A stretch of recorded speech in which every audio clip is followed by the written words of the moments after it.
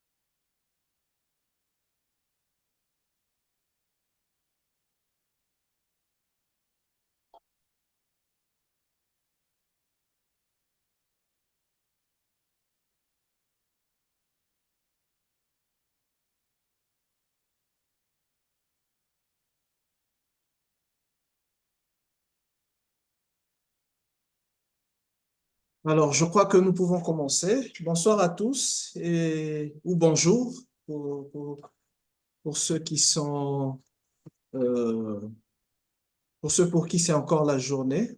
Et bienvenue dans ce 10e numéro de Think Out of the Box, qui est aussi le premier numéro de l'année, la première activité de l'année. Et Think Out of the Box est une activité organisée par le chapitre du PMI en RDC à travers sa direction des affaires académiques. Et donc, pour ce 10e numéro, nous avons le plaisir et l'honneur d'accueillir Monsieur Patrick Collen. Bonsoir, bonsoir Patrick, ou bonjour Bonsoir Didier. Patrick. Bonjour, effectivement. Il fait encore jour chez Euh, moi. Bonjour. Exactement. Merci d'avoir accepté de participer à ce webinaire. Euh, et donc, notre invité est un professionnel du domaine de l'électricité, des énergies renouvelables, des réseaux électriques et, et d'autres projets d'infrastructure d'envergure. Il a plus de 18 ans d'années d'expérience professionnelle et il est au cadre il travaille actuellement en tant que directeur des opérations au sein de l'entreprise Hitachi Energy Canada. Il est membre de l'Ordre des ingénieurs du Québec, euh, titulaire d'une certification PMP et membre du chapitre du PMI à Montréal. Et il a produit plusieurs publications liées à la restructuration du secteur de l'énergie électrique en RDC. Et, et il a eu à participer et à animer plusieurs activités au sein du chapitre PMI RDC. Et donc, bon, euh, c'est un professionnel de haut calibre. Et donc, cette année, nous commençons avec du très, très lourd. Et, mais avant de commencer notre échange, comme d'habitude, nous allons présenter le PMI. Nous allons présenter le chapitre du PMI en RDC.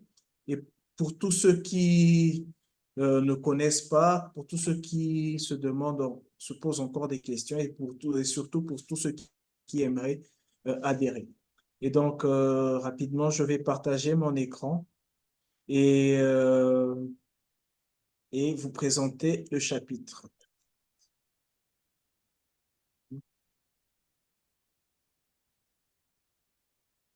Alors, le chapitre du PMI, qu'est-ce qu'est le chapitre du PMI?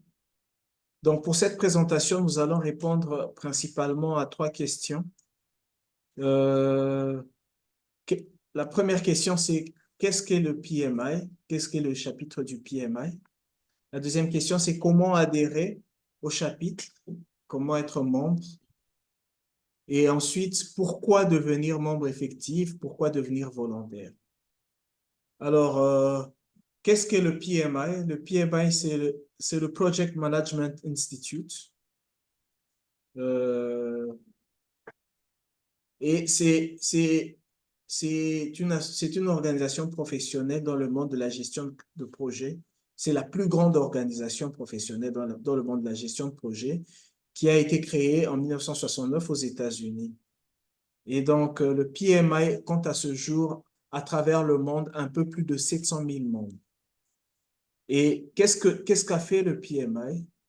Le PMI a mis en place des standards en matière de gestion de projet et ces standards se sont vraiment imposés dans l'industrie et sur le plan international. Et, et en dehors de ça, le PMI propose des certifications professionnelles qui sont mondialement reconnues et surtout qui s'adressent à tous les niveaux d'expérience, c'est-à-dire qu'on a des certifications pour des étudiants, des jeunes professionnels ou bien des professionnels expérimentés. Et surtout, ces certifications, on sait tous que la gestion de projet intervient dans tous les domaines professionnels et donc ces certifications s'adressent aussi à tous les domaines, c'est-à-dire on voit l'IT, la construction, les organisations non gouvernementales, la finance, le secteur public et ainsi de suite. Et qu'est-ce qu'une certification professionnelle, bien sûr? C'est lorsque une organisation atteste d'un niveau de connaissance et de compétences dans un domaine donné. Et en ce qui concerne le PMI, il s'agit de la gestion de projet. Et donc, nous allons brosser un peu les tableaux de certification. Euh, Là, nous avons des certifications qui ne nécessitent aucune expérience professionnelle. Il s'agit des certifications principalement orientées étudiants ou jeunes professionnels. Nous avons, parmi ces certifications, nous avons le CAPM, qui est la certification la plus demandée pour ce type de profil, c'est-à-dire pour les profils de personnes qui n'ont pas encore d'expérience professionnelle, les étudiants ou bien les personnes qui débutent dans le monde professionnel. Ensuite, nous avons des certifications qui nécessitent un minimum de 3 ans d'expérience professionnelle. Et parmi ces certifications-là, nous avons le PMP, qui est la certification la plus répandue dans le monde de la gestion de projet.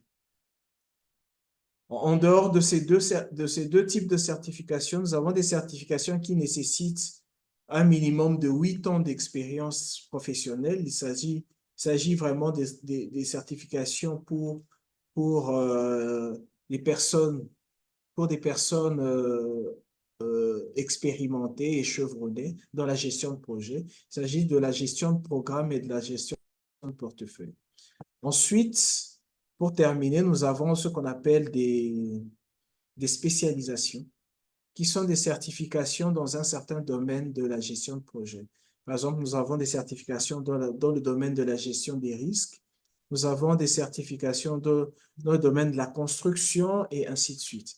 Et toutes ces certifications-là euh, sont offertes par le PMI et permettent d'attester d'un niveau de connaissance et de compétences tel qu'expliqué plus tôt.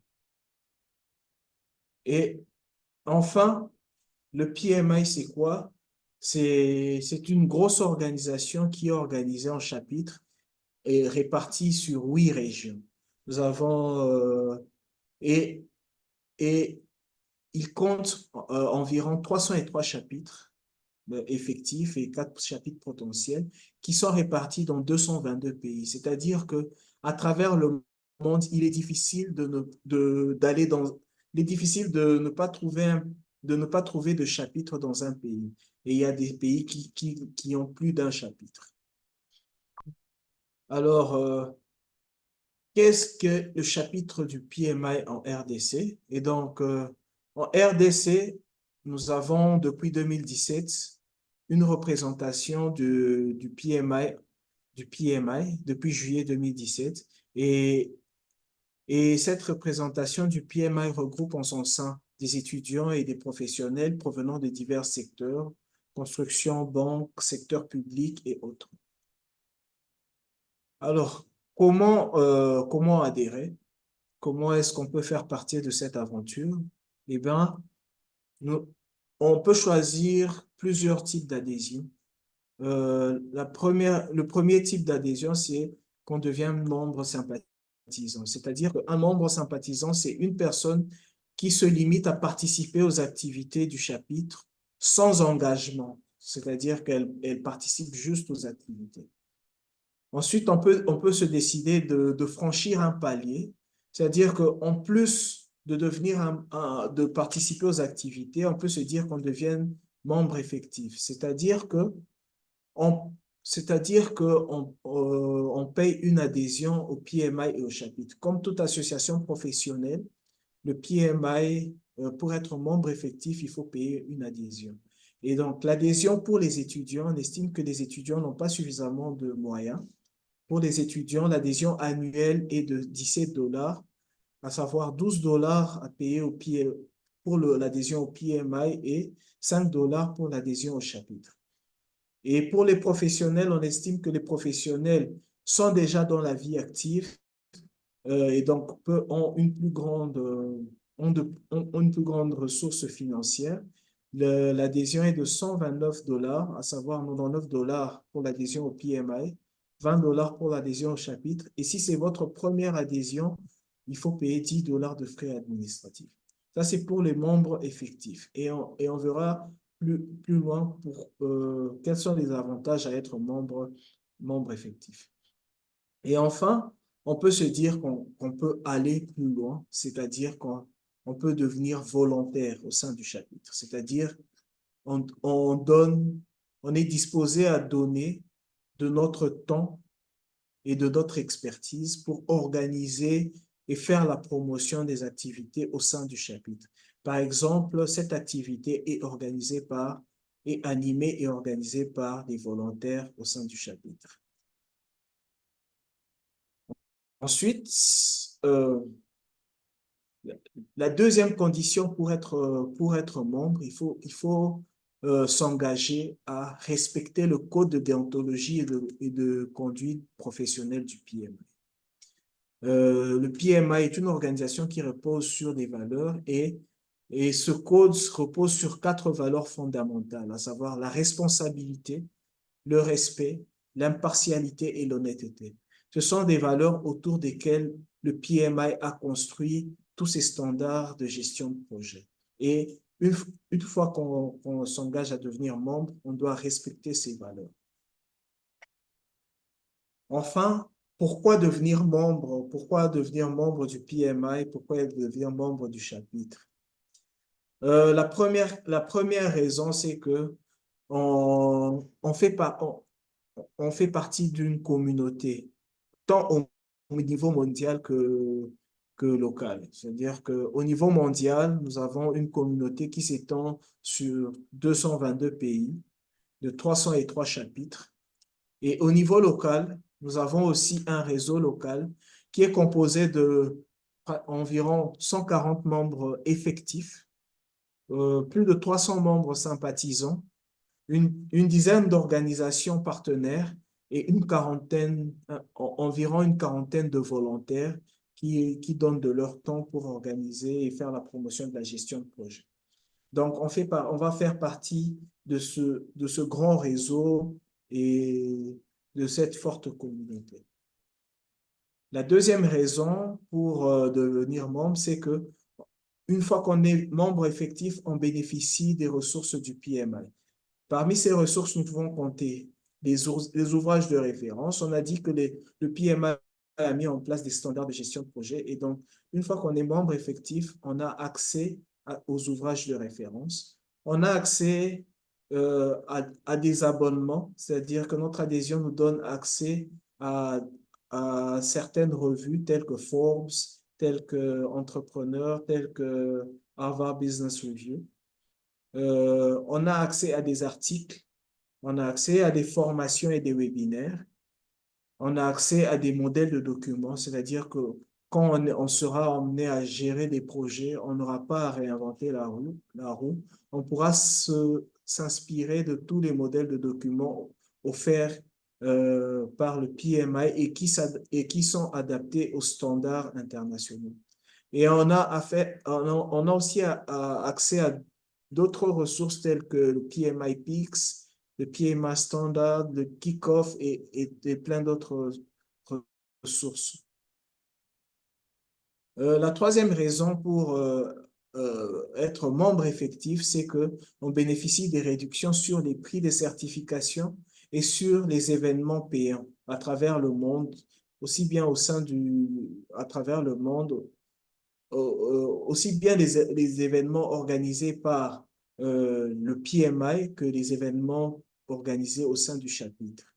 À titre d'exemple, pour la certification PMP, elle revient à 555 $ pour les non-membres et à 284 $ pour ceux qui sont membres.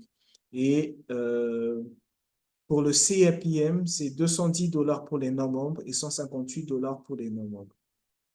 Enfin, pour ceux qui décident de devenir volontaires, euh, le volontariat permet d'apprendre et surtout d'emmagasiner de l'expérience à travers l'organisation des diverses activités au sein du chapitre. Et surtout, cet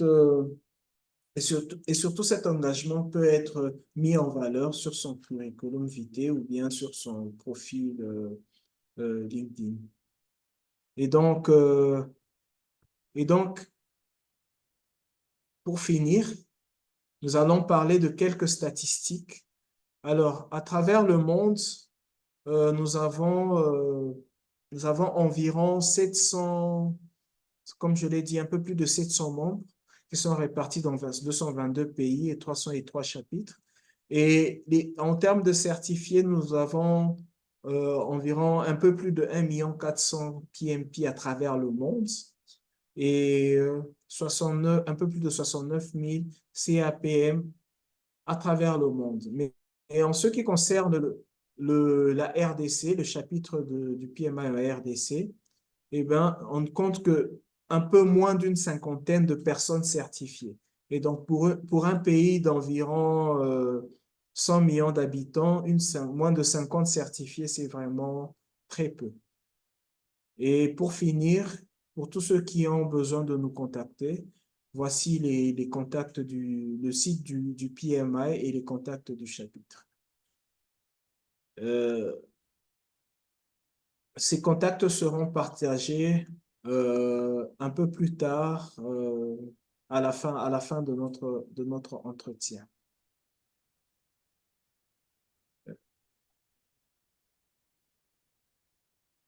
OK, merci à tous pour votre attention. Merci d'avoir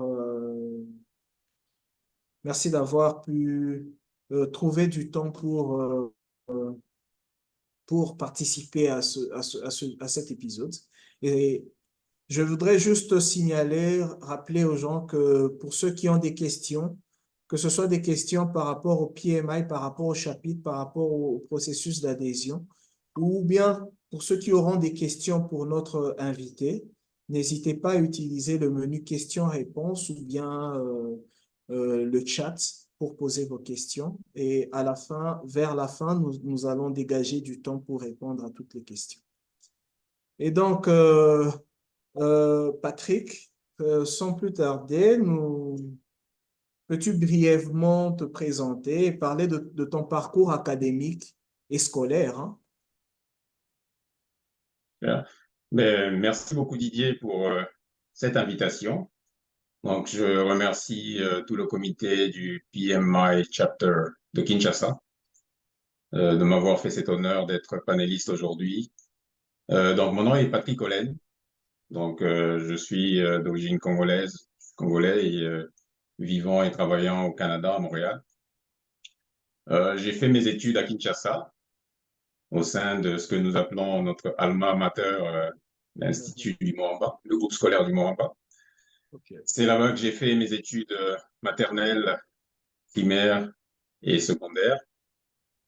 Ensuite, j'ai donc eu mon diplôme d'État, comme nous l'appelons communément en RDC, en section maths physique. Et j'ai commencé au niveau de l'Université de Kinshasa, dans la faculté polytechnique.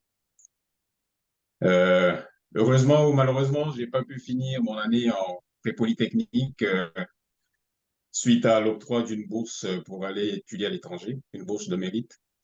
Donc, j'ai été sélectionné parmi les étudiants congolais qui bénéficiaient de cette bourse. Donc, je suis allé poursuivre mes études d'ingénierie au Maroc. Donc, où j'ai fait 2 années de cycle préparatoire au niveau de la faculté de sciences et techniques de Fès.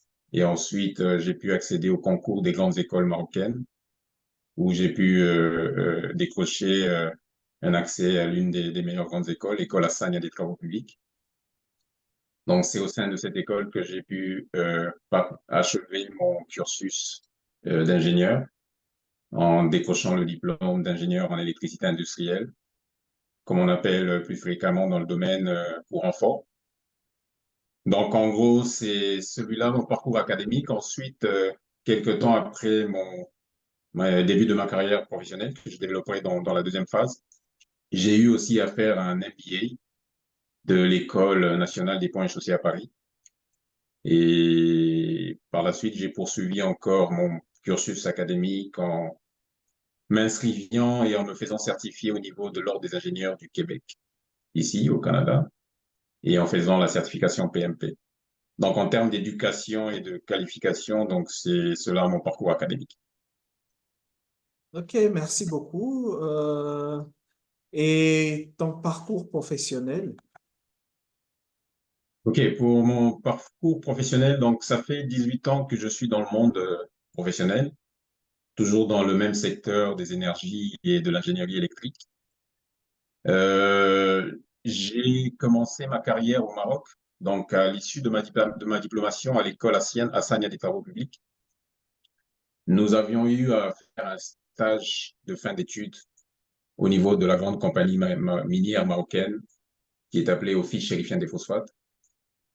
Donc, pour donner un peu une indication, c'est un peu l'équivalent de la Gécamine chez nous. Bon, sauf que elle fait régulièrement ses 5 ou 6 milliards de chiffre d'affaires. Et c'est vraiment un moteur économique du pays et qui tire avec lui tout un écosystème qui fait que le Maroc se positionne depuis plusieurs années comme étant le premier producteur de phosphate. Le phosphate qui est un minerai important qu'on utilise souvent dans le domaine agricole comme fertilisant. Donc, pour les agriculteurs, donc, vous savez tous qu'on a besoin de manger, on a besoin de produire en agriculture pour manger. Donc, les fertilisants sont des choses, c'est des commodités très, très demandées dans les grandes puissances agricoles. Et donc, notre projet de fin d'études était basé sur l'automatisation d'une mine de phosphate. Donc, il fallait automatiser tout le système électrique avec les moteurs, les convoyeurs, depuis l'extraction du minerai jusqu'à la partie process, donc lavage du minerai, broyage et le passage sous différentes étapes du process. Donc, il fallait mettre en place un système d'automatisation avec des écrans de supervision, avec de la commande à distance. Donc, à l'issue de ce stage, je l'ai fait en binôme avec un ami marocain que je considère aujourd'hui comme un frère. Donc, nous avions été recrutés le jour même de notre défense. Donc, à l'issue de notre défense de thèse, notre encadrant interne, qui était le directeur département de l'entreprise où on travaillait, c'était une multinationale française qui est leader dans le domaine électrique, SPI, qui était communément appelée au Maroc SPI Elecam, avec leur filiale marocaine SPI Elecam. Donc, nous avons été recrutés pour commencer en tant qu'ingénieurs le lendemain de notre diplomation au sein de SPI. Donc, nous avons été assignés le rôle de chef de projet junior pour commencer. J'ai travaillé au niveau de SPI pendant 5 ans et ensuite adhéré, j'ai intégré Schneider Electric qui est encore un autre leader dans le domaine électrique. C'est un fabricant de produits, équipements et solutions dans le domaine électrique. Donc, tout ce qui est disjoncteurs, transformateurs et des solutions d'infrastructure pour les data centers, pour les énergies renouvelables. Donc, au niveau de Schneider, j'ai travaillé 5 ans en commençant par Key Account Manager, gestionnaire des grands comptes pour les installateurs, comme mon ancien employeur SPI et des compagnies comme Vinci Énergie, CGLEC, Eiffage, PMC. Ensuite, au niveau de Schneider, j'ai progressé jusqu'à atteindre le grade de directeur marketing pour la filiale marocaine. Je suis resté chez Schneider 5 ans et ensuite j'ai été débauché par un autre acteur qui est une firme d'ingénierie américaine, Jacobs Engineering. C'est au niveau du monde la deuxième plus grande firme d'ingénierie après AECOM. Donc, au niveau de Jacobs, j'étais responsable régional Afrique sur le segment de l'énergie. Donc, on voyageait et on supervisait tout le territoire du continent pour proposer des services d'ingénierie pour toutes les infrastructures de production énergétique, que ce soit dans le conventionnel ou dans le renouvelable. Donc, quand je dis conventionnel, ce sont les centrales à charbon ou les centrales thermiques, ou dans le renouvelable, donc hydro, solaire, éolien. Donc, nous étions basés au Maroc, mais avec notre base au Maroc et les filiales de Jacobs en Europe et aux États-Unis, en Afrique du Sud aussi, donc on pilotait un peu, nous, le leadership sur la partie énergie. Donc, chez Jacob, je suis resté quelques années et ensuite, j'ai eu une belle opportunité pour venir travailler au Canada, toujours dans le même secteur. Donc, je suis venu intégrer l'entreprise de production énergétique canadienne, Boralex Énergie, au niveau d'un projet de barrage dans la zone de Ottawa. Donc, j'ai travaillé chez Boralex pendant 2 ans en tant que project manager sur ce projet de barrage. Une fois que le projet était fini, j'ai intégré la firme euh, internationale qui fabrique les turbines, Andritz Hydro, toujours au niveau de la filiale canadienne. Ça ne s'est pas arrêté là, donc j'avais des ambitions spéciales. Donc, je suis parti d'Andritz pour intégrer Hitachi Energy Canada, où je preste depuis 3 ans. J'avais intégré Hitachi en tant que directeur de projet et aujourd'hui, je suis donc directeur des opérations ou autrement dit directeur du PMO, donc du bureau de gestion de projet, donc qui gère tous les directeurs de projet canadiens. Donc voilà en quelques Ok, mots mon parcours professionnel. c'est un parcours vraiment brillant et haut en Merci. couleur, si on peut dire ça comme ça. Merci Euh, beaucoup. et euh, en- alors déjà, la première chose, c'est de savoir en quoi consiste le travail d'un directeur des opérations. OK. Donc chez Hitachi Energy, donc en tant que leader des solutions d'infrastructure énergie, donc il faut d'abord que je sache définir pour ceux qui ne connaissent pas mon employeur, l'entreprise, qu'est-ce qu'on fait? Donc, Hitachi, c'est un peu l'un des leaders du domaine énergétique. À côté de nous, on a des concurrents qui sont des entreprises comme Siemens, comme General Electric, euh, ces genres d'entreprises. Donc, nous faisons dans tout ce qui est infrastructure d'énergie, pour le transport d'énergie, pour l'évacuation d'énergie. Pour vous donner un peu plus de clarté, aujourd'hui en RDC, on est présent. C'est par exemple nous qui avons euh, fourni ou construit la ligne Inga-Kolwezi. Donc, les convertisseurs au niveau de Inga et les convertisseurs au niveau de Kolwezi, ce sont des infrastructures Hitachi. Anciennement appelées dans le temps ABB, Power Grid. Donc, comme vous connaissez dans le domaine des multinationales, il y a beaucoup de fusions-acquisitions. Donc, Hitachi, qui était un concurrent ABB, toujours dans cette configuration-là, ABB, Siemens, General Electric, Hitachi a avalé ABB Power Grid. Donc, on fait dans tout ce qui est poste de transformation, haute tension, moyenne tension, tout ce qu'on appelle FACT, donc Flexible Alternating Current Transmission System. C'est un peu ce qu'on a à Kolwezi, ce qu'on a à Inga. C'est des convertisseurs à courant continu pour transporter l'énergie sans perte. Donc, le travail d'un directeur des opérations, c'est donc la gestion opérationnelle du déploiement de ces solutions. Donc, il y a des clients qu'on appelle dans le jargon utility, comme la SNEL, comme ESCOM, comme EDF, comme Hydro-Québec. qui viennent vers nous pour acheter ces solutions-là, qui pèsent plusieurs millions, plusieurs dizaines ou centaines de millions de dollars.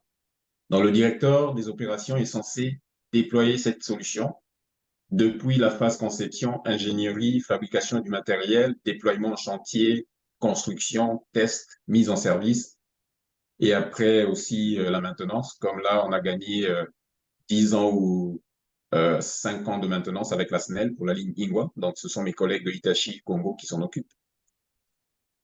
Donc, moi, au niveau de la direction des opérations, je gère des directeurs de projet comme je l'étais il y a quelques années.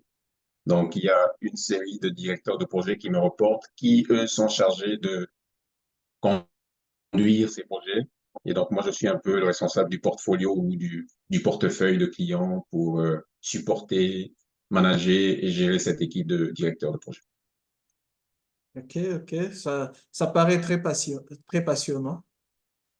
Ok. Alors, Merci. j'aimerais quand même, j'aimerais te demander, euh, au courant de ton parcours, quand est-ce que tu as été pour la première fois, quand est-ce que tu as découvert déjà la gestion de projet? Quand est-ce que tu as été pour la première fois en contact avec la gestion de projet et quelles étaient tes premières expériences? Ouais. Mais je pense que je dirais, pour démystifier le projet, on est tous en train de gérer des projets chaque jour sans le savoir. Et consciencieusement, j'ai entendu parler de cette notion de gestion de projet à l'école d'ingénierie parce qu'on avait un cours de gestion de projet où on nous a appris les basiques de Microsoft Project MSP, où on nous a appris les basiques de CPM, Critical Path Method, avec les méthodes de l'ancien président américain Eisenhower, qui sont des outils qui viennent du domaine militaire, mais qu'on a déployés dans la gestion de projet, que tout le monde utilise aujourd'hui, mais c'est des choses qui viennent de l'armée américaine dans le temps. Donc, j'ai eu à apprendre la gestion de projet à l'école d'ingénieur. Ça, c'était de manière théorique en tant qu'étudiant. Mais tout de suite après, donc, dans mes stages que j'ai fait au niveau de SPI et l'ECAM, où je suis allé en stage pendant 2 années consécutives avant qu'ils nous embauchent, directement, on a été embauché en tant que chef de projet junior. Dans le jargon français, on l'appelle chargé d'affaires. Donc, c'est des chefs de projet. Donc, c'est là que a été ma première expérience dans le projet. Et l'un de mes projets, mes premiers projets, après mon projet minier d'automatisation de la laverie de Sidi Daoui, comme on l'appelle, c'est le site minier au Maroc. C'était le projet de gestion du bureau d'études du département électricité de SPI et l'ECAM. Donc, on m'avait confié la tâche de mettre en place un ERP. Donc, j'étais ingénieur électricien dans une entreprise qui fait de l'ingénierie électrique, mais on avait un projet de gestion des études qui était fait par le département. Donc, il fallait gérer les études, voir combien de dessinateurs travaillaient, combien d'électriciens travaillaient, combien de concepteurs, combien d'ingénieurs, gérer tout ce monde, gérer le flux documentaire et mettre en place un outil informatique pour faciliter cette gestion. Donc, sortant de mon background d'ingénieur électricien, j'ai dû, de manière autonome, apprendre de la programmation sous ASP, apprendre de la gestion de bases de données, dont j'avais un peu quelques bases depuis l'école. Et on a sorti un outil qui, dans le groupe, avait été primé comme étant meilleure innovation du groupe SPI dans le monde. Et j'avais été invité au siège à Paris pour recevoir un prix au nom de l'équipe marocaine pour cette innovation. Bon, c'est un petit Wow. trophée que je garde précieusement à la maison et c'est l'une des fiertés. C'était un peu ça mon début dans le domaine des projets. Ensuite, s'en est suivi les autres projets dont on pourra parler si on a le temps. Ok, ok, ok. Euh, et alors,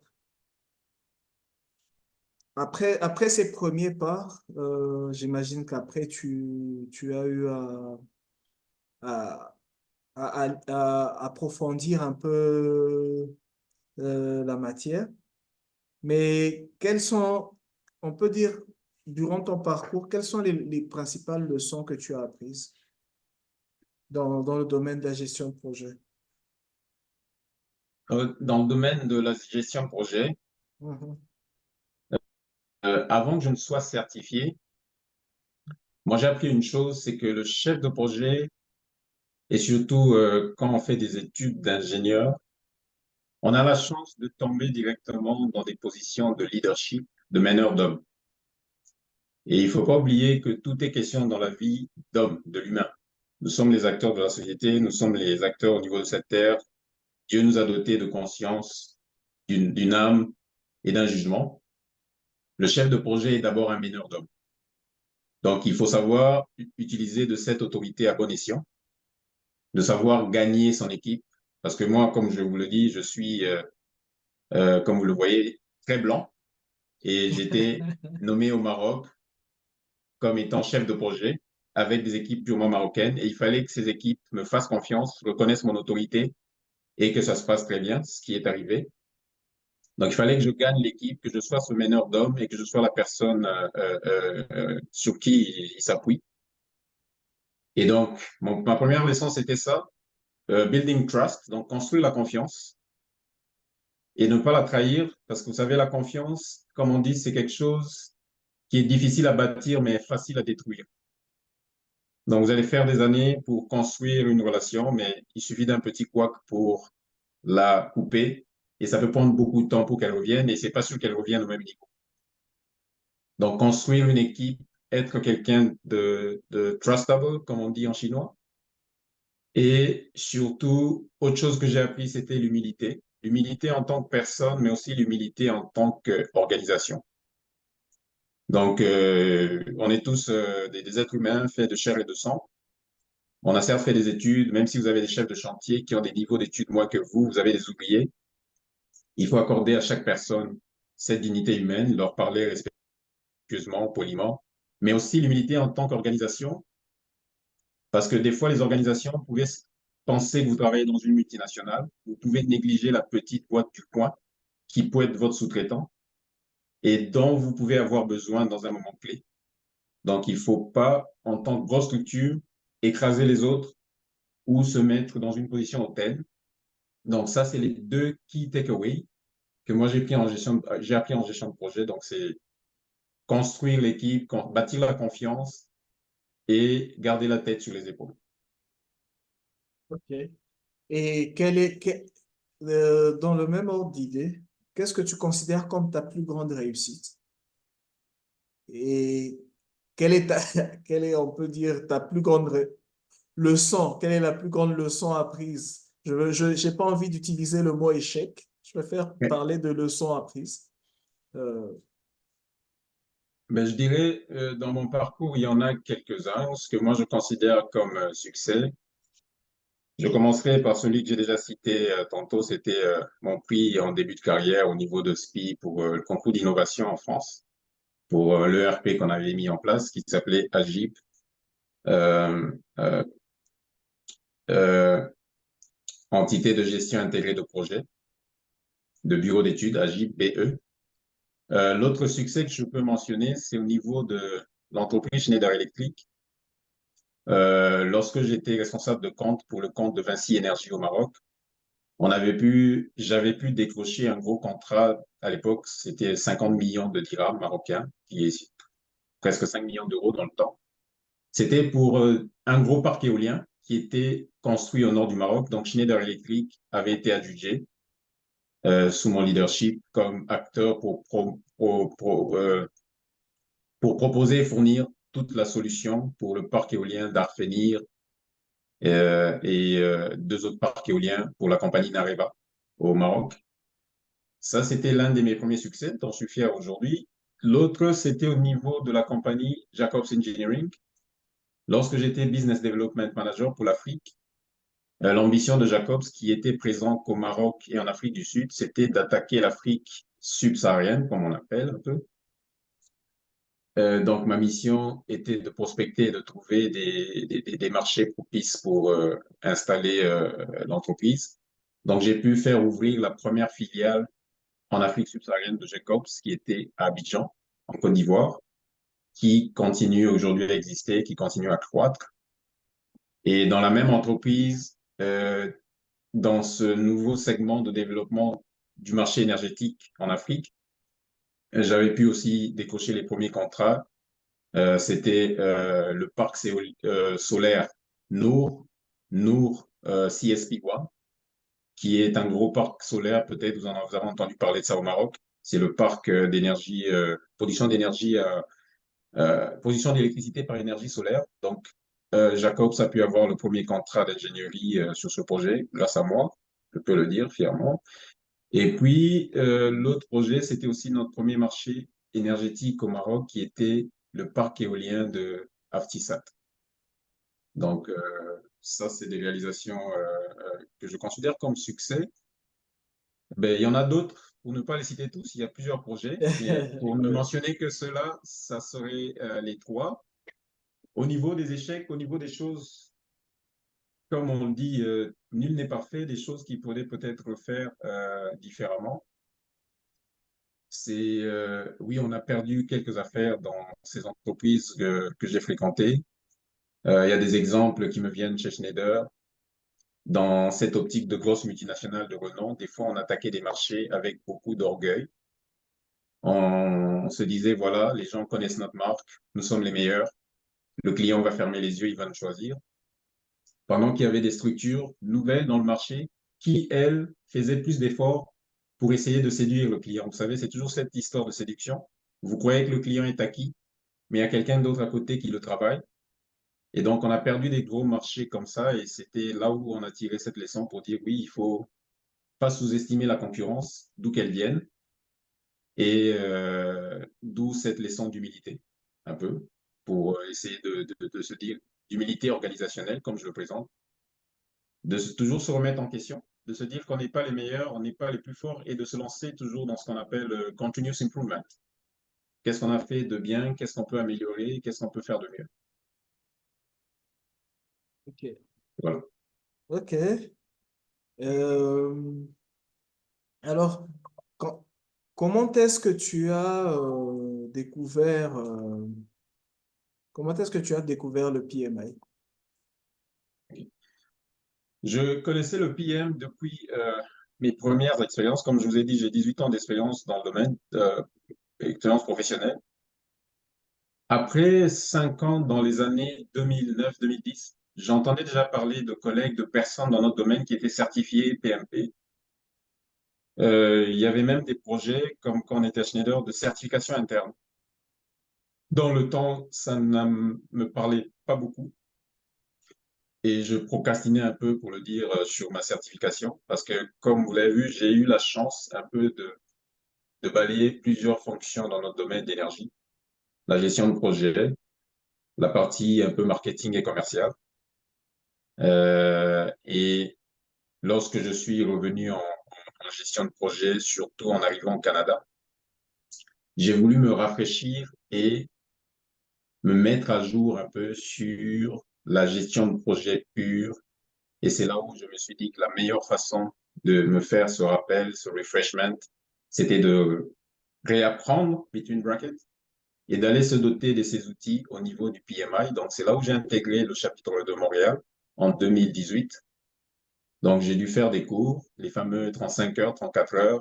J'ai dû revoir mes 35 anciens heures. projets. Oui. Ouais. Mhm. Et donc, j'ai fait les cours, je suis rentré à l'école pour refaire ce refreshment et j'ai fait mon examen. Et donc, c'est à ce niveau-là que j'ai réappris. Bon, je disais, je savais que le PMA existait, mais c'était ça, ma phase de certification et mon approche et cette fréquentation étroite du Project Management Institute. OK. Et après avoir passé la certification, euh, quel a été ton regard sur tes anciens projets? OK, intéressant comme question. Mon regard sur mes anciens projets était, euh,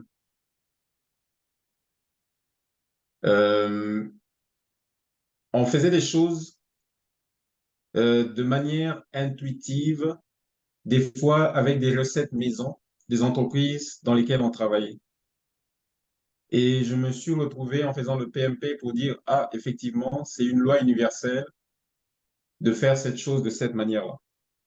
Vous savez, dans la certification, on parle par exemple du Magic Triangle, le triangle magique, qui est composé du scope, du cost et de schedule, de l'échéancier. Donc, le scope, donc l'étendue du projet, le cost, le coût, les finances, et l'échéancier, donc le planning, si on peut l'appeler comme ça, schedule in English. Donc, ce triangle magique est la base de tout projet et vous allez voir que dans la vie, tout ce qu'on fait a un coût, tout ce qu'on fait a un temps et tout ce qu'on fait a un contenu. Donc, lorsqu'on arrive à créer une symbiose de ces trois paramètres et on arrive à les maintenir dans des ordres acceptables, dans des marges de tolérance acceptables, on se garantit un bon pourcentage de réussir ce qu'on fait. Donc, si on maintient le scope, ça veut dire on reste dans le mandat ou dans le scope de ce qu'on veut faire. Donc, je veux construire une maison, je vais construire une maison, c'est 2 étages, c'est pas 5 étages. Je vais construire une route, c'est une route, c'est pas un chemin de fer, donc c'est ça le scope. Je dois le faire en 6 ans, c'est 6 ans. Je dois le faire en 6 jours, c'est 6 jours. Si je le fais en 10 jours, 12 jours, j'échoue. Ça doit me coûter 10 000 dollars. C'est 10 000 dollars avec un peu de contingence et de risque. Je peux aller à 11, 12 ou je peux performer à 8, 9.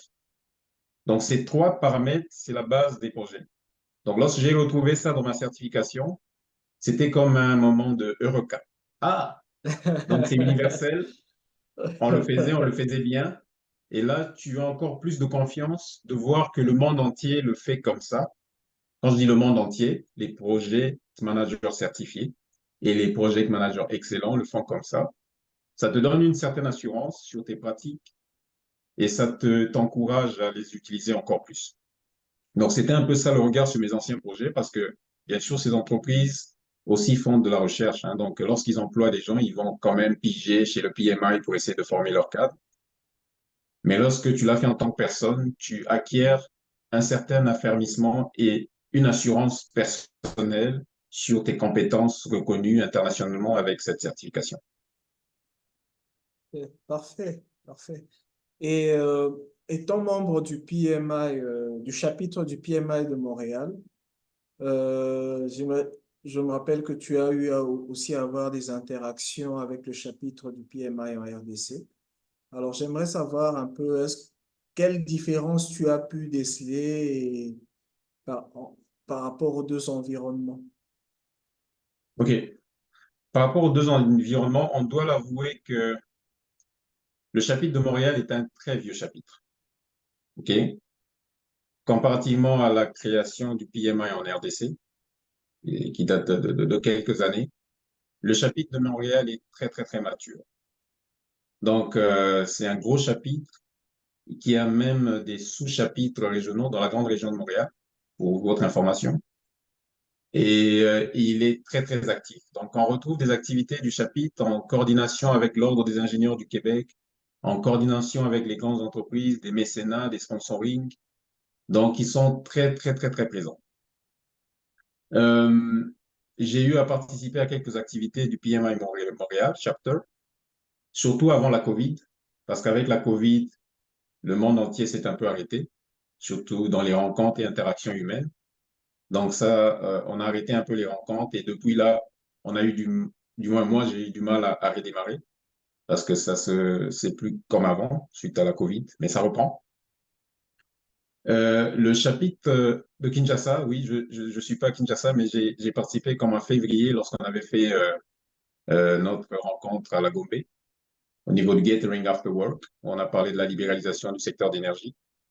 Il y a cette initiative et j'encourage cette équipe à laquelle tu appartiens à continuer à faire de ce chapitre un moteur, à continuer à prêcher l'évangile selon les project managers, selon le PMI, pour gagner plus d'adeptes parce que quand on regarde, on fait un petit benchmarking, on remarque facilement que les pays, parmi les BRICS ou parmi les pays développés, la quantité de project managers certifiés a comme une corrélation avec le niveau de développement, le niveau de pratique dans la gestion de l'État, parce que c'est pas que le privé qui se certifie, hein. Ici, au Canada, beaucoup d'emplois et beaucoup de job requests, même aux États-Unis, lorsqu'ils sont émis, on vous dit le candidat doit détenir un PMP. Des fois, c'est des exigences. Ou lorsque c'est pas obligatoire, mandatory, c'est recommandé. On dit que les candidats qui auront un PMP seront notés de manière différente ou auront des points en plus. Quand vous regardez au niveau de l'Afrique ou au niveau des pays émergents, la Chine, bon, la Chine n'est pas un pays émergent, mais ils sont dans les BRICS. l'Inde, la Chine, vous venez au niveau de l'Afrique, vous regardez le Nigeria, le Kenya, l'Afrique du Sud, vous allez voir que dans ces pays, on a 5 000, 10 000 membres PMI.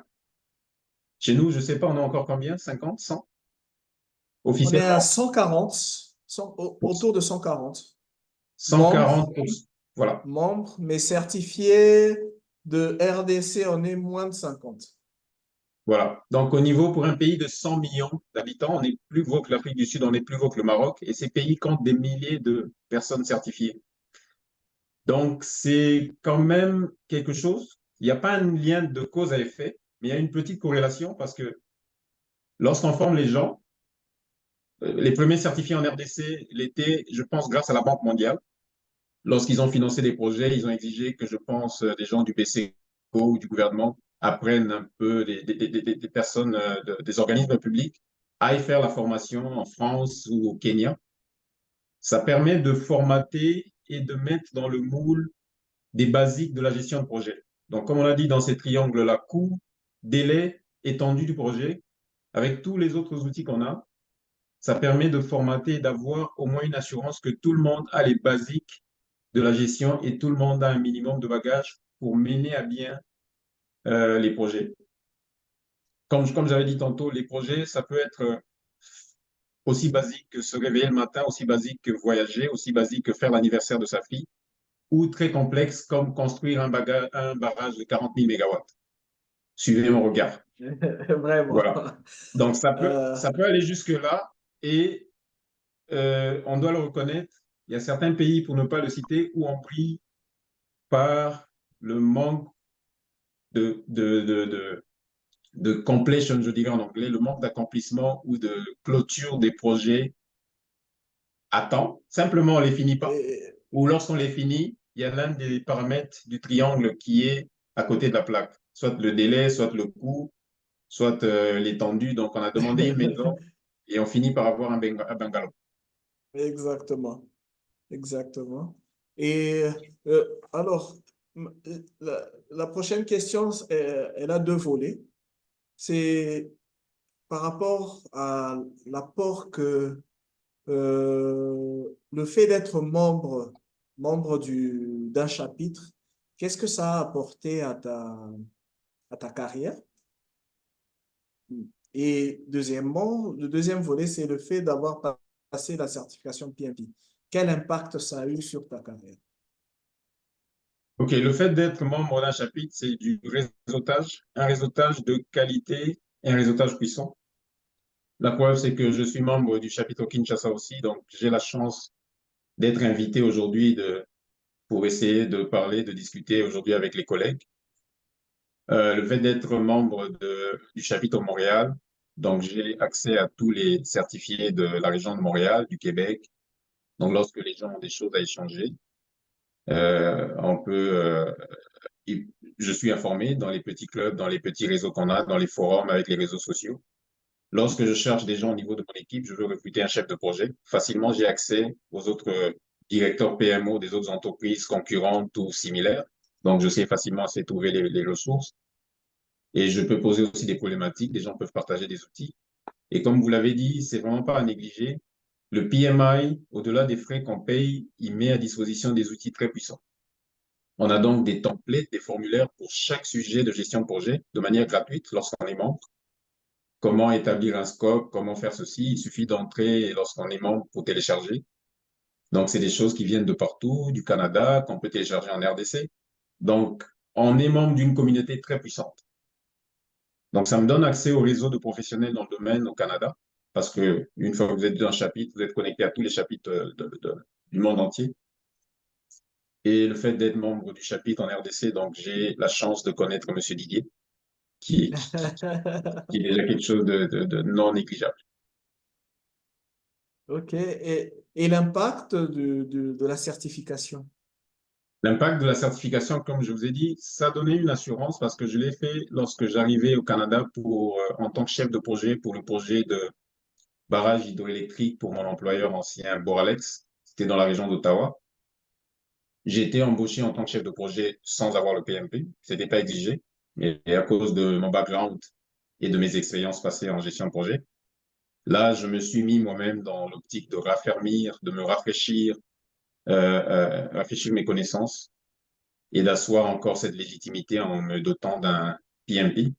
Ça m'a aidé après dans les autres changements de travail que j'ai eu lorsque c'était exigé, j'étais éligible.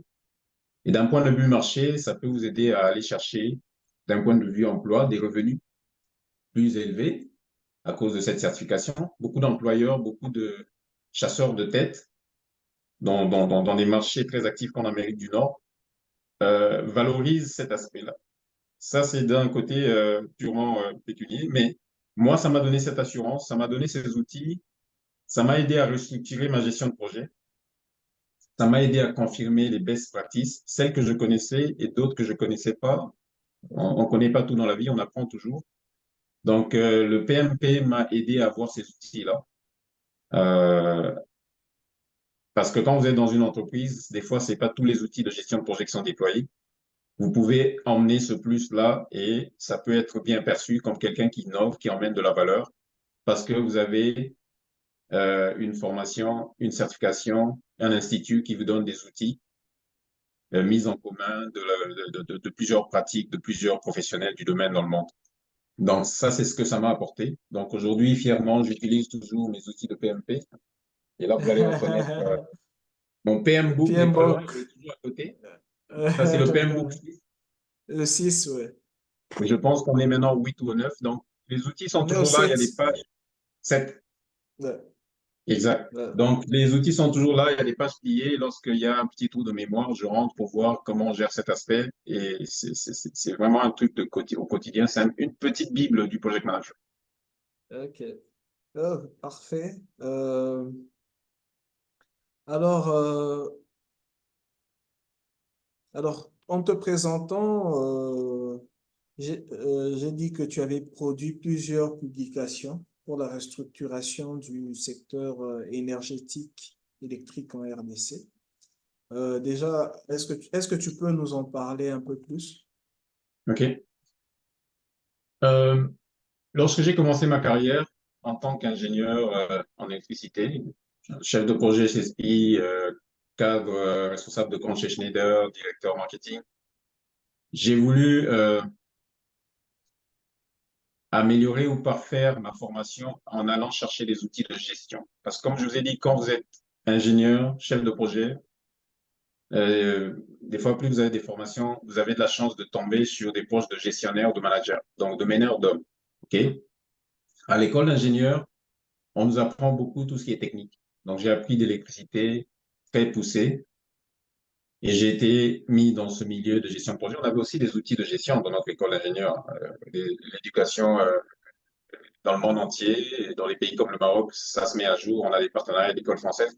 Donc, on nous a appris les outils de gestion, mais je me voyais dans mes ambitions évoluer dans cette partie d'ingénieur manager, comme on l'appelait. C'est pas qu'ingénieur technicien, mais ingénieur gestionnaire. Et donc, je me suis dit, qu'est-ce que je pourrais ajouter pour compléter mon cursus ou ma liste de credentials. Donc, je suis allé chercher un MBA au niveau de l'École nationale des ponts et chaussées de Paris. Et vu que c'est un programme assez lourd, il faut soutenir une thèse. Il faut défendre une thèse à la fin du MBA. Et donc, à ce moment-là, en vivant à l'étranger, je pensais beaucoup au pays, je suivais les informations, je me suis dit, qu'est-ce que je peux faire pour le pays? Et donc, j'avais dans mon cœur ce sujet qui était cher en 2008. C'était notre gros bijou, le site de Inga. Je me suis dit, tiens, je suis ingénieur en électricité, j'ai parcouru quelques entreprises dans le domaine, je connais ce sujet, je creuse, je lis. J'ai tous vécu les délestages, les ponts, quand j'étais jeune à Kinshasa, les manipulations dans les logettes pour chercher la phase qui reste quand les autres, deux autres phases sont parties pour faire le pont. Et donc, je me suis dit que ce sujet serait un sujet intéressant comme un give back pour ma mère patrie, pour la famille, pour le pays. Donc, je suis allé travailler sur la restructuration du secteur énergétique en RDC. Donc, dans le temps, on ne parlait pas encore de la loi 14011 qui, en 2011 ou 2014, a été promulguée et a donné naissance à l'ARE et l'ANSER. Donc, moi, je parle de 6 ans avant. Donc, mon projet, je l'ai fait 6 ans, 7 ans avant. Donc, c'était de proposer cette dislocation du secteur de l'énergie dans différents métiers. Donc, on sait aujourd'hui qu'on a un monopole au niveau de la SNEL. On a la production, on a le transport, on a la distribution. Donc, l'idée, c'était de proposer une gestion différente de ce secteur. Un peu comme on a fait avec les télécoms au niveau de l'ECPT. Vous avez vu qu'avec l'arrivée de RTL, Voda, au niveau télécom, on ne peut pas trop se plaindre en RDC si on se compare aux autres pays africains. Je pense que c'est l'un des secteurs qui emploie beaucoup de jeunes cadres. Côté emploi et côté infrastructure, on a tout ce qu'il faut. On a la 5G, 4G. Je pense qu'on aura bientôt la 5G peut-être. On a Internet. Bon, Donc, au no niveau de comment. l'électricité, ok. Au niveau de l'électricité, donc il s'agit de faire la même démarche, peut-être éclater et fonctionner différemment pour permettre un vent nouveau sur chaque maillon de la chaîne de valeur. Donc, comme on le voit en Afrique du Sud, on a des opérateurs dans la région de Johannesburg, on en a d'autres au Cap. Au Maroc, la même chose. En France, n'en parlons pas. Donc, il y a des gens qui savent commercialiser, il y a des gens qui savent produire, il y a d'autres qui ne font que le transport. Et autour de tout ça, il y a une agence qui régule. Et puis, il y a des agences qui sont en train de promouvoir l'électrification rurale comme l'ANSER. Donc, mon travail, c'était autour de ça. À l'époque, j'avais appelé cette agence NERCO, National Electricity Regulator of Congo. Et donc, mon projet avait été partagé en 2010 au ministre de l'Énergie de tutelle et ministère du portefeuille. Quelques années après, il y a la loi qui a été promulguée. Peut-être par coïncidence, je ne vais pas en dire plus, mais je suis content d'avoir peut-être contribué à ce débat de ma manière. Et donc, c'était ça mon projet de restructuration du secteur de l'énergie, qui était entouré autour du site principal, qui est Inga, comment développer Inga dans ce contexte libéralisé. Ok, ok. Et aujourd'hui, plus de 10 ans après, quel est ton regard sur l'évolution du secteur? Il y a eu des avancées positives qu'on applaudit, que j'ai applaudi. L'agence de régulation est en place. Des personnes très compétentes sont à la tête de cette agence. Des profils très intéressants comme la directrice générale, qui est un profil très, très lourd, Madame Sandrine Moubenga, que, que, que, que, que, que je connais et que je salue en passant. Euh, Au niveau de l'ANSER, donc il y a eu de l'évolution. L'agence est en place, elle fait du bon travail. Elle a commencé, on doit lui doter des moyens pour qu'elle continue à faire ce qu'elle fait. L'agence d'électrification rurale aussi est en place. Vous avez vu tout ce que l'ANSER essaye de faire, malgré le peu de moyens qu'ils ont. C'est magnifique. Au niveau de la SNEL aussi, il y a des projets d'assainissement, de fiabilisation de l'infrastructure, de plus de maintenance. Il y a des choses à venir. Il y a des choses peut-être accélérées encore au niveau de cette compagnie nationale. Donc ça, c'est sûr que les personnes qui sont à la tête sont aussi en train de travailler avec le ministre de l'Énergie. Donc il y a eu une avancée positive avec le support des autorités en place, de la présidence. Donc on encourage et on est sur la bonne voie. Est-ce à la bonne vitesse? On peut aller encore plus vite. Il faut se doter les moyens, mais on est sur la bonne direction. Moi, je suis très, très fier et très content de ce qui a été accompli. Ok, merci. Et euh, euh, parmi les causes qui te tiennent à cœur, tu m'as dit qu'il y avait la sauvegarde de la planète et le no waste. Bon, déjà, est-ce que tu peux expliquer un peu c'est quoi le no waste? Ben, les causes qui me tiennent à cœur, c'est le zéro déchet. Okay? Le zéro déchet, si vous allez chez le japonais, vous allez entendre des principes de qualité, de Kanban, de Kaizen. Le, le total quality management, c'est de fabriquer, d'utiliser les choses en minimisant les pertes. C'est quelque chose qu'on pratique en électricité. Lorsqu'on dimensionne ou on design nos systèmes, on essaye de faire de sorte que l'énergie se déperde moins sous forme de perte joule ou de échauffement de ligne. Mais ce principe, c'est un peu aussi dans le courant actuel qu'on a dans le monde, le côté sauvegarde de la planète. Aujourd'hui, en tant que digne de, père de famille de deux petits anges, je regarde à qu'est-ce qu'on va leur laisser demain comme planète. On gaspille les ressources. Si je vous donne une petite anecdote, si vous essayez d'imaginer aujourd'hui que dans 5 ans ou dans 10, 20, 30, 100 ans, les gens ne pourront plus manger de poissons parce il y aura plus beaucoup de poissons dans l'océan. Si vous vous projetez dans ce temps, ça sera un peu dommage hein, de vous dire que vous pouvez manger que la viande et le poulet. Le poisson, il n'y en a plus trop, sauf quand c'est fabriqué de manière artificielle et tout le reste. Cette génération-là va nous en vouloir. Donc, il faut qu'on prenne conscience dans tout ce qu'on fait d'essayer d'utiliser le moins de ressources de la Terre.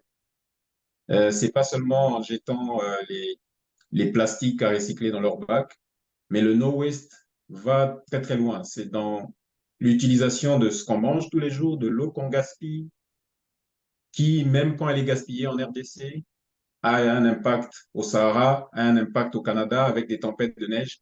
Donc, on a compris que le monde est vraiment ce petit village et que les dégâts que les autres font avec leur industrialisation sont payés par les plus pauvres. Donc, on a vu que tous, sur la Terre, on est finalement des frères et des sœurs. Donc, la notion de zéro déchet s'applique vraiment à tous parce que on met en danger ce même bateau dans lequel on est, qui est la planète Terre. Parce que si les choses ne vont pas bien et qu'elles se dépèrent, c'est pas seulement les Américains qui vont payer, c'est pas les Japonais, c'est pas les Français, c'est pas que les Congolais. Tout le monde va payer au même prix, c'est ce qui est dommage. D'où ces multiples conférences de COP. Vous avez vu, il y avait le mois passé à Dubaï, COP 28. Moi, j'ai eu assisté à la COP 26 à Marrakech, au Maroc. Donc, la notion de no waste, c'est ça, c'est de gaspiller moins, d'utiliser ce qu'il faut dans toutes les ressources, électricité, pétrole, nourriture, eau, argent, de jouir de la vie, mais tout en essayant d'être économe en termes de ressources. C'est ça le no waste. D'accord. Euh, Tenant compte de ça, qu'est-ce qu'est-ce que tu as pensé lors de ton dernier passage à Kinshasa? Ah, euh, question très intéressante. Question très intéressante. On a du travail à faire. On a beaucoup de travail à faire. Certains diront que ça part des autorités, mais moi je dirais que c'est la prise de conscience à tous les niveaux. On n'a pas besoin du président de la République pour qu'on balaye devant chez nous. On n'a pas besoin du ministre des Infrastructures pour qu'on construise un pont en bois ou en liane. Vous savez, les ponts en liane qu'il y a dans la forêt équatoriale, c'était pas financé par la Banque mondiale, ces choses. On a perdu un peu d'autonomie sur des choses basiques qu'on doit faire pour nous prendre en charge nous-mêmes. Ça commence par là. Des petites associations de collectivités de jeunes qui balayent leur avenue. Ils peuvent avoir un don après d'un mécène ou d'un organisme international sans forcément passer par le gouvernement. La prise de conscience, on a du travail à faire, juste pour répondre à votre question, sans trop élaborer là-dessus. En termes de no waste, oui, on a beaucoup de gaspillage. Pour revenir dans mon domaine, en termes d'énergie, on voit comment la SNEL se bat pour essayer de limiter le gaspillage. On gaspille beaucoup d'énergie parce qu'elle coûte moins cher. La RDC est l'un des pays où ça coûte le moins cher en Afrique et dans le monde. On ne se rend pas compte de la valeur de l'électricité. On ne paye pas les factures. On gaspille beaucoup. On gaspille beaucoup. On n'en a pas déjà suffisamment, mais on gaspille beaucoup. Déjà, là, c'est un premier pas qu'on doit faire. Ok, Ok, je crois que une dernière question. Bon, il me reste deux ou trois questions avant de lire les questions des participants. Euh, Selon toi, quel est le rôle que pourrait jouer le chapitre du PMI en RDC? Mais le chapitre est justement le relais du Project Management Institute qui promeut l'excellence dans la gestion de projet.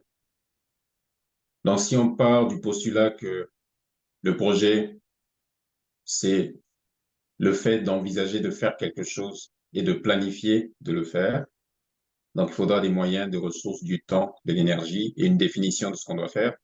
On va voir que ça touche plusieurs domaines de la vie. Donc, propager ces pratiques de bonne gestion de projet, ça peut être très bénéficiaire pour des pays qui se cherchent et qui se construisent comme les nôtres. Vous avez le chapitre, nous avons, en étant membres, nous avons ce rôle ou ce devoir de continuer à prêcher cet évangile de bonne gestion de projet. Si vous prenez la première phase et vous enlevez projet, vous avez juste bonne gestion. Dans la bonne gestion, la bonne gérance, c'est partout. Et le projet, il est partout. Donc, il faut continuer à faire ce que vous faites, du lobbying, au niveau des acteurs, au niveau des entreprises qui vous sont partenaires, au niveau des organisations. Je sais qu'il y a beaucoup de partenariats entre le chapitre de Kinshasa et plusieurs institutions en RDC. Qu'on continue à promouvoir cette excellence en gestion de projet. Ça va peut-être pousser les recruteurs à exiger ces certifications. Ça va augmenter le nombre de certifiés, peut-être, pas pour se faire de l'argent pour le PMI, mais pas ça, une réelle valeur dans le développement du pays. Ça va augmenter l'excellence dans la pratique et dans la gestion de projet. Donc, le PMI peut emmener un souffle, une pierre à l'édifice de la construction et développement du pays. Tout passe par un projet. Une loi passe par un projet. Une infrastructure passe par un projet. Donc, les projets sont partout. Bien les faire, ça permettra de faire beaucoup de choses de la bonne manière. Ok. Euh, Ma dernière question, c'est le PGMP.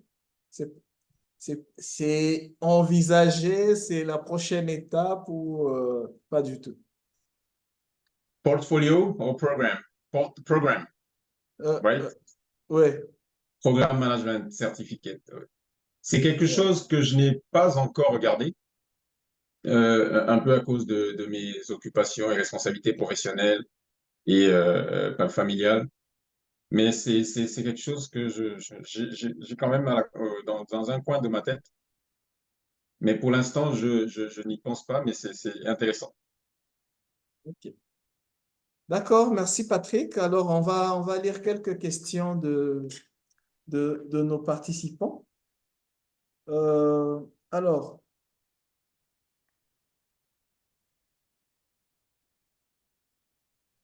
bon, première question, quel document ou guide de préparation à la certification peut recommander? Euh, il y a d'abord le bootcamp first, OK? Au niveau des formations, OK? Donc, lorsqu'on s'inscrit à la formation pour la certification, c'est à ce niveau-là que le formateur va vous donner tous les outils pour chacun des domaines de la gestion de projet. Au niveau de la, la gestion de projet, la certification, on a ce qu'on appelle les knowledge area. Je pense qu'on en a 6 ou 8. Donc, tout ce qui est intégration, schedule, Il y en a scope, 10. quality. Pardon? Il y en a 10. Il y en a 10, exact. Intégration, schedule, scope, quality, risk management, stakeholder management, la gestion des parties prenantes, la communication, le procurement. Donc, les formateurs vont vous donner des outils pour chaque groupe knowledge area.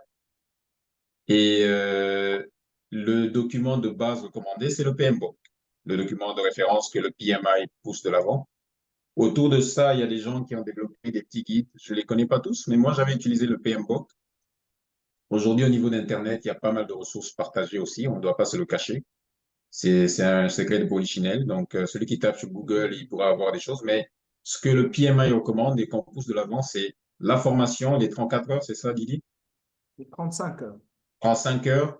Et ensuite, une fois que vous êtes inscrit, vous avez le PMBOK gratuit qui, lui, a la notion de base et les notions mises à jour sur tous les concepts, les 10 knowledge areas, les 5 process groups.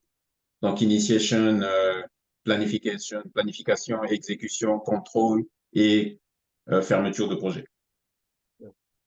Pour te compléter, j'aimerais aussi informer, bon, on a communiqué dessus aujourd'hui même, que on a eu la première formation par un ATP de la RDC, c'est-à-dire le premier ATP, Authorized Training Partner, le premier ATP, c'est-à-dire le premier centre de formation agréé par PMI, a pu délivrer déjà sa première formation. Et ça, c'est un grand pas parce que ça va permettre à tous ceux qui aimeraient passer cette formation des 35 heures qui est obligatoire avant de passer la certification, ils pourront la faire localement. Ils pourront la faire localement et ils n'auront pas besoin de se déplacer ou de suivre en ligne, mais localement et en présentiel. Et, et bon, mais comme c'est jusque-là, on n'a qu'un seul ATP, il y a aussi le fait on aura toujours, et que les places sont limitées, on aura toujours tendance à privilégier les volontaires et les membres. C'est toujours ça. Mais bon, c'est un peu ça. À part ça, sur le site du PMI, il y a aussi une liste de ressources recommandées en plus du PMBOK. En plus du PMBOK, il y a une liste des ressources recommandées. Euh, la question suivante, que pensez-vous des projets d'autonomie de production d'énergie renouvelable proposés par l'américano-nigérian Godfrey Nzamujo? Je ne sais pas si tu connais. Euh, Personnellement, non, mais je peux essayer d'élaborer en parlant de la production autonome d'énergie. Oui, Mhm. c'est des choses intéressantes à regarder. Je ne sais pas si le monsieur innove dans sa technologie. Si oui, ça serait intéressant à regarder, mais aujourd'hui, les productions énergétiques, euh, surtout en énergie renouvelable, c'est les trois technologies majeures connues, l'hydroélectricité, l'éolien et le solaire. L'hydroélectricité, Ok. c'est quelque chose qui prend de l'espace. C'est difficile d'avoir une maison ou quelqu'un qui a un petit barrage à côté. Sauf si vous êtes dans l'arrière-pays, vous êtes héritier ou vous possédez un gros territoire dans lequel il y a un cours d'eau, vous voulez faire une mini centrale, oui, là il y a de l'espace, mais c'est pas à Kinshasa. Vous devez aller chercher l'autorisation adéquate au niveau de l'ARE, donc une licence, une autorisation selon le niveau de puissance. C'est intéressant. Mais en zone urbaine, avant d'arriver en zone urbaine, la deuxième partie, c'est l'éolien. L'éolien, ça vient juste après l'hydroélectricité. Ça prend aussi de l'espace. Ça dépend de la taille du générateur. Si c'est les gros générateurs de 5 mégawatts, vous ne pouvez pas la mettre n'importe où. Il faut de l'espace. C'est des grosses tours. Il y a des petites éoliennes, 1, 2 kilowatts, 3 kilowatts. Oui, il y a des gens qui peuvent les déployer derrière la maison s'ils veulent. C'est possible. Le plus facile, c'est la partie solaire qu'on voit beaucoup. Ça, c'est ce qui est très déployable en zone urbaine. Donc, demain, aujourd'hui, au niveau de votre maison, vous pouvez mettre 2, 3, 4, 10, 20 panneaux et devenir autonome en énergie. La loi aujourd'hui en RDC la permet jusqu'à un certain seuil. Quand c'est pour de l'autoproduction, les gens ont la latitude de le faire. Quand ça arrive à un certain niveau, il faut informer l'ARE. Quand ça dépasse un autre niveau, il faut l'autorisation de l'ARE. Parce que là, vous allez peut-être vendre aux voisins ou produire de l'énergie qui peut aller électrocuter le fils du voisin ou la femme du voisin lorsqu'elle se lave. Donc là, vous commencez à mettre en danger la vie d'autrui. Donc oui, la production autonome est très intéressante. C'est un moyen intéressant pour réduire ce no-waste, surtout dans des pays comme le nôtre où on a encore de la difficulté à desservir toute la population en énergie électrique. Oui, la production autonome est très, très, très intéressante. C'est une piste intéressante à regarder. On pourra en parler plus si la personne qui a posé la question veut en discuter. On pourrait échanger les contacts. Et je vais essayer de regarder un peu au niveau de cet inventeur américano-nigérian, qu'est-ce qu'il propose, et on pourra en discuter. D'accord.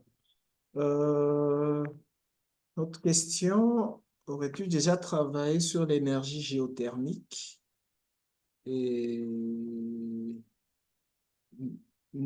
la même personne pose encore la question, est-ce que le problème de la distribution d'électricité nécessite une nouvelle cartographie? OK. Pour le premier point, j'ai travaillé sur un projet de géothermie, mais pas complètement. Donc, lorsque je travaillais en tant que responsable régional pour la firme Jacobs Engineering, vous pourrez taper sur Internet Jacobs Engineering et vous allez voir de qui il s'agit. Euh, c'est la firme d'ingénierie qui a aidé le Kenya à développer les sites géothermiques de Okaria. Okaria 1, 2, 3, 4. Le Kenya, donc ils ont une partie du Rift Valley savez que chez nous, la géothermie, c'est plutôt dans les rifts, donc à l'est, dans la région du Kivu. Donc, on a l'eau chaude avec les geysers et tout ça, la vapeur. Donc, cette fracture de l'écorce terrestre va jusque vers le Kenya. Donc, au Kenya, ils ont pu mettre à profit ce site. Il y a un site qui s'appelle Okaria. Ils produisent jusqu'à 600 mégawatts. C'est gros, hein? C'est très, très gros. Je pense qu'ils vont aller vers les 1000. Il y a plusieurs phases du projet. Et la géothermie, c'est pas une science compliquée. C'est juste une substitution du combustible pour faire tourner la turbine. Vous savez, dans la manière la plus classique de produire de l'électricité, c'est de faire tourner un moteur. Donc, au niveau de l'hydroélectricité, le moteur est entraîné par la turbine qui est entraînée par le cours d'eau, le fleuve qui tombe. Au niveau des centrales thermiques, c'est des turbines à gaz qui sont tournées par de la vapeur surpressée. Donc, il y a des gros réservoirs qui brûlent du charbon ou bien du fioul, qui transforment de l'eau en vapeur. Et il y a des compresseurs, il y a un process industriel qui fait que la vapeur est compressée, elle sort avec une très grande puissance. J'ai déjà travaillé dans une centrale thermique quand j'étais étudiant. C'est des puissances qui peuvent perforer le corps humain ou perforer des murs, la pression de vapeur. C'est des températures de 700 degrés Celsius et des pressions de, je sais pas, de 700, de 100 ou 85 bars. Donc, cette vapeur va faire tourner une turbine. Donc, au niveau de la géothermie, c'est le même principe. Sauf qu'au lieu de chauffer la vapeur, elle est déjà chauffée sous la terre. Et elle sort avec une certaine quantité de chaleur. Donc, qu'est-ce qu'on fait en géothermie? Si la chaleur est suffisante, on condense, il y a un petit procédé où on condense ou on compresse la vapeur pour avoir de la puissance, pour qu'elle soit encore plus puissante pour faire tourner la turbine. Et il se peut qu'on ajoute encore un peu de surchauffe. Donc, c'est ça la géothermie, c'est juste des tuyaux. Je vais simplifier un peu la chose, mais ce n'est pas aussi simple que ça. Mais c'est des tuyaux qui vont aller chercher la vapeur sous la terre, qui viennent, la canalisent vers des turbines qui vont tourner et entraîner un alternateur et produire de l'énergie. Donc, c'est ça. On a eu à faire ça un peu. Les collègues ont travaillé sur les projets à Jacobs. Moi, j'ai travaillé sur la partie conception, sur les projets Ocaria, je crois, 3 ou 4, en démarchage et en développement de projets. Mais s'il y a des gens intéressés, il y a des firmes qui savent le faire. Et voilà, c'est ça le principe. Et pour revenir à la deuxième question, est-ce qu'il ne faut pas refaire la cartographie de la distribution en RDC? Je pense que le monsieur qui a posé la question, donc j'ai vu dans le chat, monsieur Fanon a raison. Notre territoire est grand. Euh, Aujourd'hui, la distribution d'énergie en RDC est quasi faite par la SNEL, sauf dans certains endroits où on a des acteurs nouveaux, comme Virunga Énergie, Enercat ou d'autres. Avec la nouvelle réglementation, il y a des gens qui essayent de prendre des licences de distribution. À l'Est, c'est très avancé. Au niveau sud, sud-ouest et sud-est, on a encore le monopole de la SNEL. Ça serait intéressant, mais la distribution, en fait, au niveau de la SNEL, elle est déjà scindée en plusieurs entités locales. Vous avez la DDK, la distribution de Kinshasa. Dans chaque ville, vous avez comme un département local. Vous avez la distribution de Lubumbashi, vous avez les... Donc, c'est toujours la même société, mais il y a déjà des équipes différentes.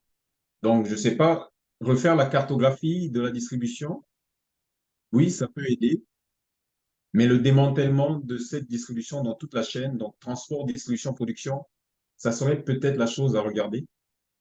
Donc, voir vraiment des entités nouvelles ou des entités sous une holding qui serait la SNEL, mais qui sont gérées de manière indépendante en termes de profit, de PNL, profit and loss. Donc, ils ont des objectifs de profit séparés. La production a son profit à dégager, la distribution a son profit et ses investissements et ses actifs.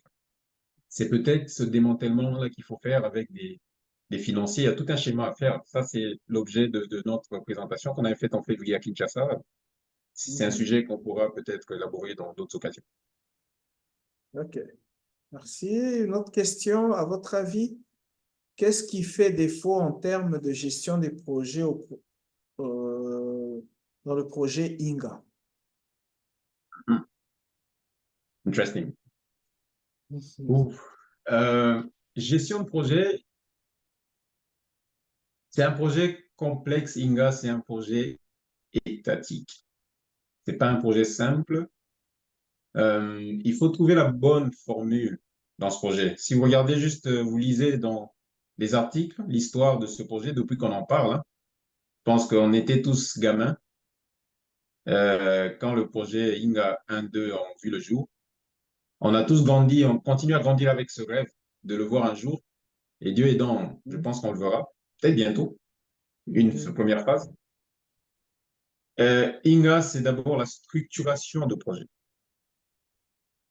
On parle d'un complexe qui a plusieurs chutes au niveau du fleuve et chaque chute a une capacité. On part d'une méga usine Inga 4, on part du grand Inga. Vous allez voir qu'il y a plusieurs partenaires qui sont venus faire des études de faisabilité qui ont proposé plusieurs configurations. On a eu des SNC Lavalin qui sont venus dans le temps, il y a des ICOM, des EDF qui ont venu, qui ont fait des choses, il y a des China, Hydro, Trois Gorges qui ont proposé des choses, il y a des Espagnols qui ont proposé des choses, il y a Westcorp, Western Power Corridor avec l'Afrique du Sud et la SADC qui ont proposé des choses avec la Banque mondiale. Aujourd'hui, on a Fortescue qui regarde. Donc, chacun a son schéma, il faut juste adopter un bon schéma. Je ne pense pas pouvoir avoir la science infuse pour dire c'est lequel le bon, mais on a des éléments qu'on peut avancer. Et à un moment, il faut juste se lancer. Le problème dans ce projet, c'est qu'à un moment, il faut arrêter de beaucoup parler et de se lancer, de faire quelque chose. Pourquoi? Parce que depuis qu'on parle de ce projet, il y a 50 ans, juste prenez vos calculettes, le fleuve Congo, qui vient d'inonder une bonne partie de la ville de Kinshasa, il déverse, je pense, 84 000 mètres cubes par seconde, c'est ça?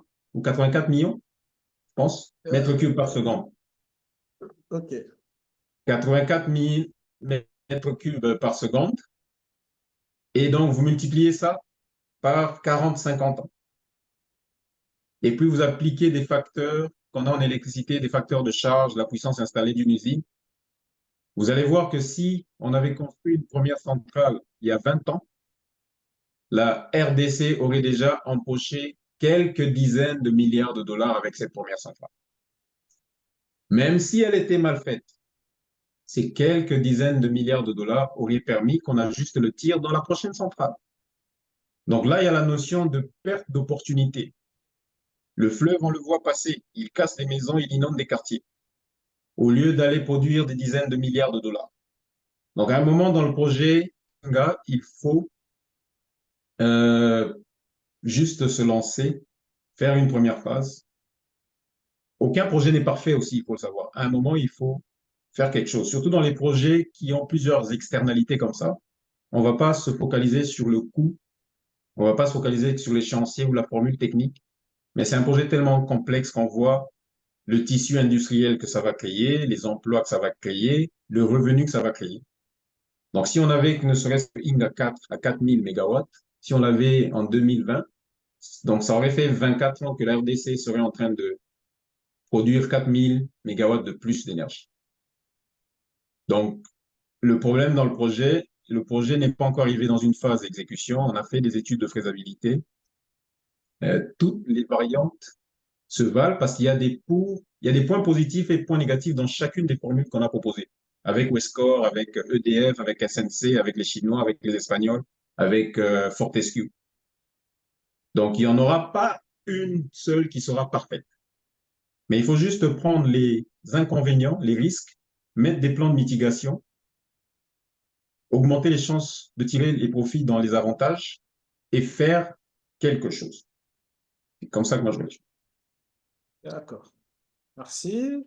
Et donc, on va prendre une dernière question. C'est que pensez-vous de la stratégie d'électrification rurale que Anser met en œuvre actuellement, qui repose beaucoup, à mon humble avis, sur le solaire, tant pour les équipements urbains, lampadaires par exemple, que pour l'électrification des ménages ou des bâtiments publics?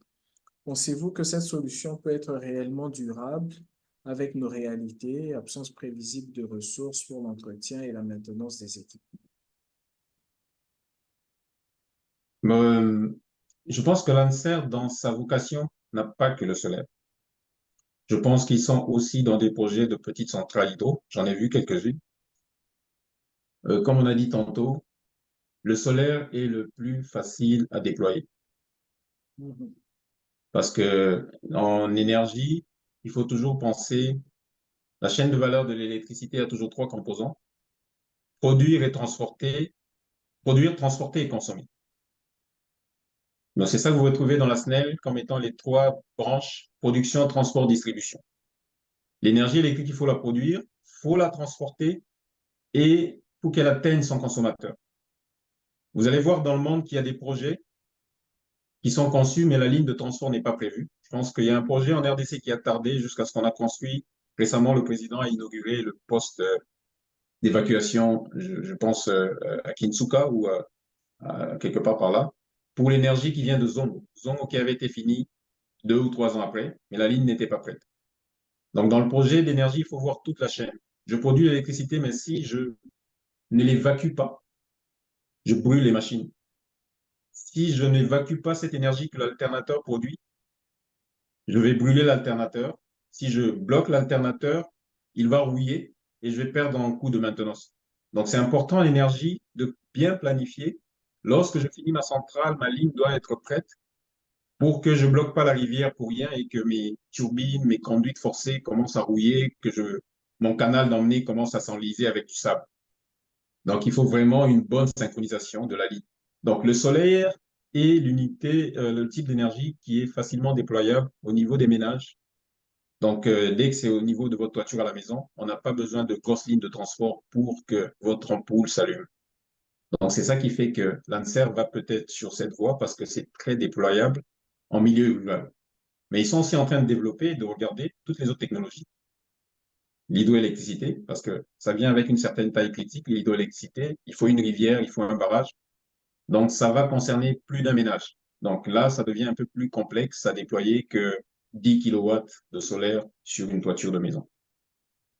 Je ne sais pas si j'ai répondu à la question. D'accord. En tout cas, on se rend compte que c'est un sujet très, comment dire, que beaucoup de gens qui provoquent un peu beaucoup de passion et Oui, tout surtout à de fait. curiosité parce que on entend beaucoup de choses, mais on ne sait pas, on ne connaît pas tout, on n'a pas toujours accès aux vraies informations. Et donc, alors, la dernière question. Alors, le monsieur qui avait posé la question, il dit que c'est par rapport à l'américano-nigérian, que c'est un monsieur qui propose une transformation du biomasse dans des fermes de 30 hectares avec fabrication de toutes les pièces de maintenance sur place. Il est au Bénin et au Nigeria. Très intéressant. C'est très intéressant. Tout à l'heure, j'avais dit qu'il y a trois technologies majeures renouvelables. Majeures, donc hydro, éolien, solaire. Mais il y a toutes les autres qu'on a citées. Il y a la géothermie, il y a la biomasse. J'ai eu la chance de travailler aussi sur des projets de biomasse au Maroc. C'est intéressant la biomasse, mais dans le domaine d'énergie, il faut toujours voir le coût. Il faut toujours voir le coût de bout en bout. Quelle est ma ressource énergétique? Quel est mon rendu en électricité? Pour comprendre le processus de la biomasse, c'est quoi la biomasse? C'est tout ce qui est matière organique qui se décompose, qui produit des gaz comme du méthane. Ce méthane, qui est un combustible, est brûlé. Et lui, il va retrouver la chaîne dont je vous ai parlé tout à l'heure. Le méthane en brûlant va chauffer de la vapeur, aller dans une turbine, faire tourner un alternateur, produire de l'énergie. Donc, cette technologie de méthanisation et de création de biomasse, ça demande un petit effort. Premièrement, la collecte de la biomasse. Parce qu'on parle de biomasse, d'un point de vue santé, c'est quelque chose de sensible, parce que c'est de la matière organique en décomposition. D'un point de vue santé publique, vous aurez un ministère qui va être derrière votre dos pour que vous gérez bien votre biomasse. Donc, vous la collectez de manière sanitaire, de manière sécuritaire, vous la stockez, elle pourrit, parce que la méthanisation, c'est un peu de la pourriture, hein. Elle se méthanise, la matière se décompose et elle produit du méthane que vous stockez. Le méthane aussi est un autre gaz dangereux que vous stockez avec les moyens qu'il faut pour produire de l'énergie. Donc ça, c'est la chaîne biomasse électricité. Mais après, le même méthane peut être utilisé comme combustible si vous voulez faire de la cuisson à gaz, si vous voulez faire d'autres processus comme du biocarburant. Donc, il faut juste regarder au niveau de ce monsieur, à petite échelle, c'est quoi le coût du kilowattheure, comme on appelle dans le jargon le LCOE, Levelized Cost of Ok. Electricity. C'est quoi le rendu du coût de l'électricité qu'on produira comparativement à d'autres sources. C'est là où la solution deviendra marketable et compétitive. Ok. Ok. Je crois qu'on a légèrement dépassé le temps.